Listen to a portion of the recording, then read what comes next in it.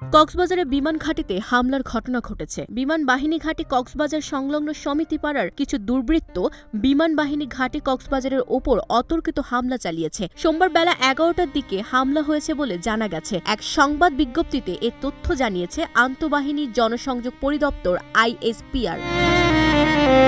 ISPR জানায়, বিমান বাহিনী ঘাঁটি কক্সবাজার সংলগ্ন সমিতিপাড়ার কিছু দুর্বৃত্ত বিমান বাহিনী ঘাঁটি কক্সবাজারের ওপর অতর্কিত হামলা চালিয়েছে। এই হামলায় কোনো হতাহতের ঘটনা ঘটেছে কিনা তা জানা যায়নি। এ ব্যাপারে বাংলাদেশ বিমান বাহিনীর প্রয়োজনীয় ব্যবস্থা গ্রহণ করেছে বলেও জানিয়েছে আইএসপিআর।